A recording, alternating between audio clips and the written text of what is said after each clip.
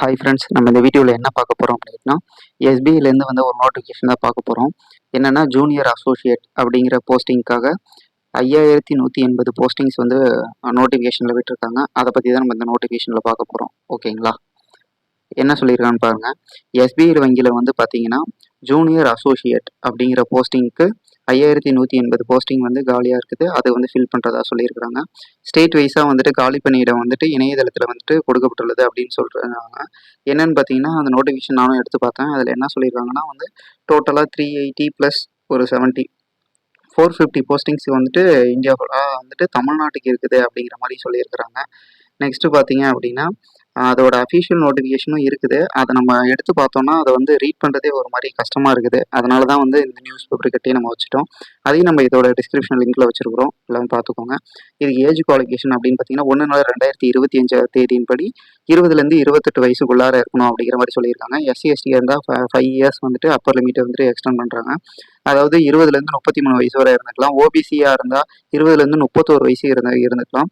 பிடபிள்யூடியாக இருந்தால் 20லேருந்து 38 வயசு வரை வந்துட்டு அப்ளை பண்ணிக்கலாம் அப்படிங்கிற மாதிரி சொல்லியிருக்காங்க. சேலரி அப்படின்னு பார்த்தீங்கன்னா 24,050லேருந்து ஆரம்பிச்சு 64,480 வரை இருக்கும் அப்படிங்கிற மாதிரி சொல்லியிருக்காங்க. இது ஒரு ஹியூஜ் சேலரி தான். இன்கேஸ் இன்ஹேண்ட் வரும்போது உங்களுக்கு 35,000க்கு மேலே இருக்கும் அப்படிங்கிறதையும் சொல்லிக்கிறேன். இதுக்கு வந்து கல்வி தகுதி, அதாவது எஜுகேஷன் குவாலிஃபிகேஷன் என்னன்னு பார்த்தீங்க அப்படின்னா இளநிலை பட்டம், அதாவது வந்து யூஜி டிகிரி முடிச்சிருந்தாலே போதும். ஏதோ ஒரு ட்ரேடில் ஏதோ ஒரு யூஜி டிகிரின்னு ஒன்று முடிச்சிருந்தாலே நீங்கள் வந்து எலிஜிபிள் அப்படிங்கிற மாதிரியே சொல்லியிருக்காங்க. நெக்ஸ்ட்டு பார்த்தீங்க அப்படின்னா எக்ஸாம் பேட்டர்ன் எப்படி இருக்குங்கிற மாதிரி சொல்லியிருக்காங்க. ப்ரிலிம்ஸு, மெயின்ஸு அதுக்கப்புறமே இருக்கும் அப்படிங்கிற மாதிரி சொல்லியிருக்காங்க. மெயினாக பார்த்தீங்க அப்படின்னா ப்ரிலிம்ஸில் பார்த்தீங்க அப்படின்னா numerical aptitude, reasoning aptitude, English இதெல்லாம் இருக்கும் அப்படிங்கிற மாதிரி சொல்லியிருக்கிறாங்க. நெக்ஸ்ட்டுன்னு பார்த்தீங்க அப்படின்னா அப்ஜெக்டிவ் டைப்பில் தான் இருக்கும் அப்படிங்கிறதையும் சொல்லியிருக்கிறாங்க. இதே வந்துட்டு உங்களுக்கு எக்ஸாம் எழுதுறதுக்கு 7 நாளைக்கு முன்னாடி ஹால் டிக்கெட் வந்துடும் அப்படிங்கிறத சொல்லியிருக்கிறாங்க. மெயின் எக்ஸாம் எழுதும் போது ப்ரிலிமோட ஹால் டிக்கெட்டும் உங்களுக்கு வேணும், மெயின்ஸோட ஹால் டிக்கெட்டும் வேணும் அப்படிங்கிற மாதிரி சொல்லியிருக்கிறாங்க. ஃபோட்டோஸ் இதெல்லாம் எடுத்துகிட்டு போயிடுங்க அப்படிங்கிற மாதிரியும் சொல்லியிருக்கிறாங்க. ஒரு ஐடி ப்ரூஃபும் ஒன்று எடுத்துகிட்டு போயிடுங்க அப்படின்னு சொல்லியிருக்கிறாங்க. இதில் மெயினானது என்னன்னு பார்த்தீங்கன்னா எக்ஸாம் சென்டர்ஸ் பார்த்தீங்கன்னா தமிழ்நாட்டில் வந்துட்டு எழுத்தேர்வு எங்கெங்கே நடைபெறும் அப்படிங்கிறத சொல்லியிருக்காங்க. சென்னை, கோவை, ஈரோடு, கரூர், கிருஷ்ணகிரி, மதுரை, நாகர்கோயில், ராமநாதபுரம், சேலம், தஞ்சாவூர், திருச்சி, திருநெல்வேலி, வேலூர், விருதுநகர், மோஸ்ட்டாக எல்லா இம்பார்ட்டன்ட் சிட்டிஸ்லையும் வந்துட்டு நடக்கும் அப்படிங்கிற மாதிரி சொல்லிட்டாங்க. இதில் அதை விட ஹைலைட் என்னன்னு பார்த்தீங்கன்னா எக்ஸாம் வந்து எழுதலாம் அப்படின்னு பார்த்தீங்க அப்படின்னா தமிழ், இங்கிலீஷ், ஹிந்தி இது எல்லாத்துலேயுமே எழுதிக்கலாம் அப்படிங்கிறதையும், கொஷின் பேப்பர் இப்படி இருக்கும் அப்படிங்கிறதையும் அவங்க சொல்லிட்டாங்க. ஸோ தமிழ்லையும் எழுதிக்கலாம். ஸோ அதனால் பயப்படாமல் அப்ளை பண்ணுங்கள். அடுத்து வந்து பார்த்தீங்க அப்படின்னா ஃபீஸு, எக்ஸாம் ஃபீஸ் பார்த்தீங்க அப்படின்னா ஜென்ரல் யூஆர்னு சொல்லுவாங்க. ஓபிசி, அதாவது எம்பிசி ஆர் பிசி, அப்படி இல்லைன்னா எக்கனாமிக்கலி வீக்கர் செக்ஷன், இவங்க எல்லாத்துக்கும் வந்துட்டு 750 ரூபா ஃபீஸ்னு சொல்லியிருக்காங்க.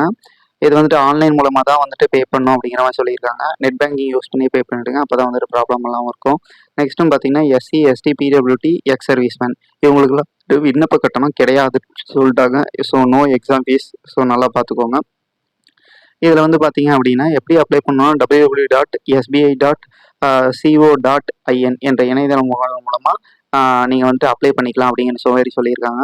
இதில் நீங்கள் அப்ளை பண்ணும்போது மெயினாக பார்த்தீங்க அப்படின்னா விண்ணப்பிக்கும் போது வந்துட்டு புகைப்படம், அதாவது ஃபோட்டோ வந்துட்டு ஸ்கேன் பண்ணி எடுத்து வச்சுக்காங்க அப்படின்னு சொல்லிட்டாங்க.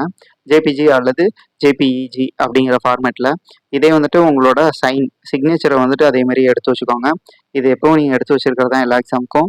இடதுகை பெருவிரல் ரேகைன்னு சொல்லுவாங்க, லெஃப்ட் தம்ப் இம்ப்ரெஷன்.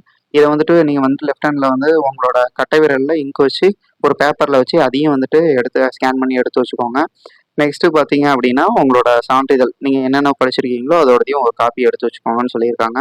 இதை வந்துட்டு நீங்கள் ஃபுல்லாக எடுத்து வச்சுட்டு அப்ளை பண்ணுங்கள். அப்போ தான் வந்துட்டு எந்த ப்ராப்ளமும் இருக்காது அப்படிங்கிற மாதிரி சொல்லியிருக்காங்க. விண்ணப்பிக்கிறதுக்கு லாஸ்ட் நாள் 26/8/2025 சொல்லியிருக்காங்க. இந்த அஃபிஷியல் நோட்டிஃபிகேஷன் அவங்ககிட்ட இருக்குது. பட் ஆனால் வந்து அதை ரீட் பண்ணுறது ரொம்ப கஷ்டமாக இருக்குது. சரியாகவும் கிளியராக சொல்ல முடியல. அதனால தான் நம்ம வந்துட்டு நியூஸ் பேப்பர் கட்டி வச்சு சொல்லிட்டோம். அஃபிஷியல் நோட்டிஃபிகேஷன் வந்துட்டு நம்மளோட டிஸ்கிரிப்ஷன் லிங்க்கில் வைக்கிறோம். வேணுங்கிறவங்க பார்த்து படிச்சுக்கோங்க. Thank you friends.